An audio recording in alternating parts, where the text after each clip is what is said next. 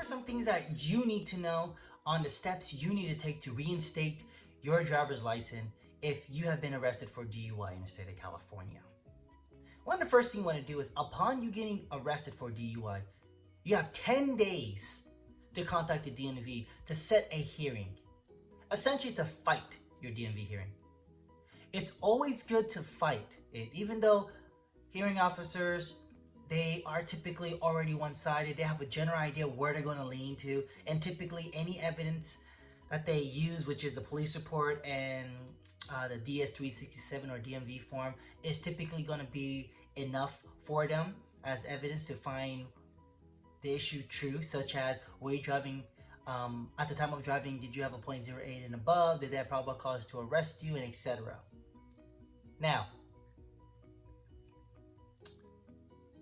when you set that DMV hearing, you're arguing that they don't have enough to say that your blood alcohol level was at a .08 at the time of driving, or that they had probable cause to arrest you. And here are the things. One of the things you want to look for is you want to look at the overall totality of the circumstance. You want to look at the evidence. You want to look at what they have in a DMV form. Is everything properly checked off? Do they even have objective symptoms of intoxication? And if they don't, technically that's evidence to support that they didn't have probable cause to arrest.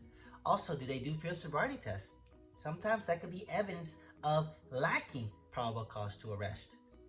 And also, if your final chemical test was a .0 or .11, which is above .08 legal limit, but your initial pass or preliminary alcohol breath test was, let's say, .07 and then .09, and then eventually an hour later was .11, then there's arguments to say that your blood alcohol level when you were driving was significantly lower than .08, which can show that at the time of driving, you weren't driving with a .08.